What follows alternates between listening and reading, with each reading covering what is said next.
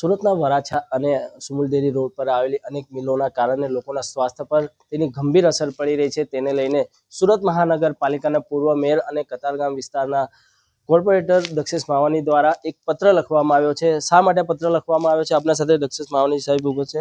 જી sir, જે રીતે એક પત્ર લખ્યો છે, શા માટે ફરજ પડી છે? આ વિસ્તારની અંદર જે ડોક્ટરો પ્રેક્ટિસ કરે છે તેનું આખું ગ્રુપ સંગઠન આવ્યું હતું કે જે પ્રમાણે સુમુલડેરી અને અશ્વની કુમારની જે ડાઇંગ અને પ્રિન્ટિંગ મિલ જે રાત્રે કેમિકલ યુક્ત ધુમાડો ફેંકે છે બહાર, તેના હિસાબે ફેફસા અને એલર્જીનો કેસો વધ્યા છે અને વધુ આ ધુમાડો આવશે તો તેના હિસાબે કેન્સર પણ થવાની શક્યતા છે.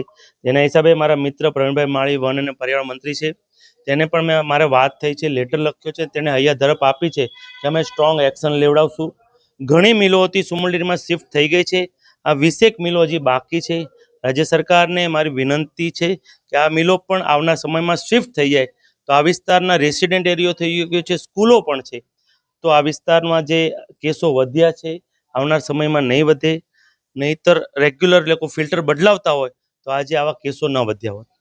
સર, અગાઉ પણ રજૂઆત કરી હતી. કેટલી મિલ છે? ખાસ કરીને સ્કૂલો પર આની ખાસી અસર પડશે.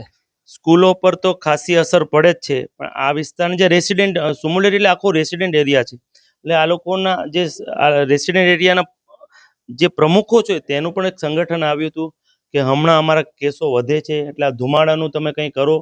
એના હિસાબે જ આવનાર સમયે મુખ્યમંત્રીશ્રી અને નાયબ મુખ્યમંત્રીશ્રીને હું રજૂઆત કરવા પણ જવાનો છું. બિલકુલ, આ હતા દક્ષેશ માવાની. તેઓ દ્વારા જણાવ્યું છે કે અગર કેસો અગર મિલો અગર આવનારા દિવસોમાં જે દિવસે એલર્જીના અને ફેફસાના કેસો વધી રહ્યા છે, ત્યારે આગામી દિવસોમાં મુખ્યમંત્રીને પણ આ વાતની રજૂઆત કરવામાં આવશે. એટલે કહી શકાય કે જે રીતે કતારગામ અને અશ્વની કુમાર સહિત આવેલી 16 જેટલી મિલો છે તેને બંધ કરવાનું નથી કહેતા, પરંતુ એને શિફ્ટ કઈ અલગ જગ્યા પર કરે, ત્યાંથી લોકોને સ્વાસ્થ્યની પર તેની અસર ના પડે, તેને લઈને આ રાજ્યના મંત્રી દ્વારા તેમને પત્ર લખવામાં આવ્યો છે. યુગ અભિયાન ટાઈમ્સ, ભરત બ્રહ્મભટ્ટ, સુરત. હું ડૉક્ટર જગદીશ ધાનાણી, MBBS અને નગીનાવાડી 4 રસ્તા ઉપર સિદ્ધિ ક્લિનિક એન્ડ નર્સિંગ હોમમાં છેલ્લા 20 વર્ષથી પ્રેક્ટિસ કરું છું.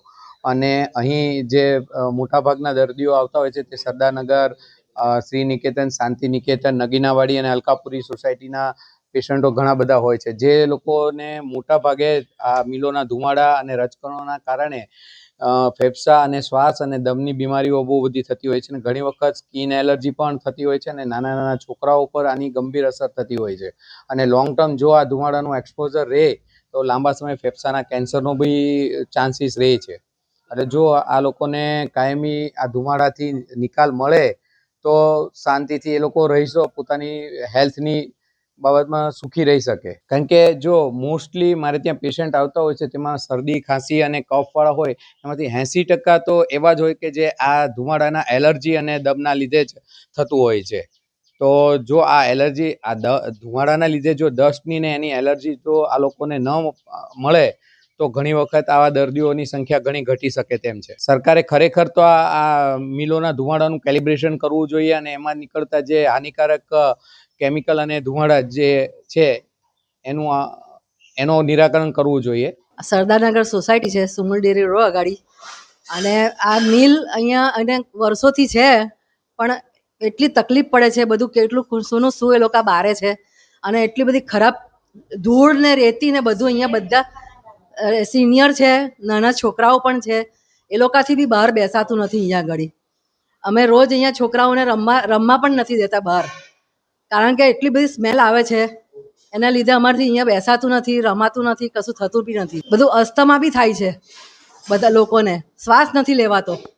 એને લીધે એટલી બધી તકલીફ પડે છે ને, ઘર બહાર બેસાતું નથી અમારાથી. અહીંયા આગળ જે મિલ જે ચલાવે છે એને થોડી રિક્વેસ્ટ કરો કે અહીંયાથી તમે લોકો બીજે ખસી જાય તો અહીંયા આગળ અમારે રહેવાસી વાળાને છે ને અમારે સારી રીતે રહેવાય અને જિંદગી સુધરે બધા સિનિયરની ને બધા છોકરાઓની.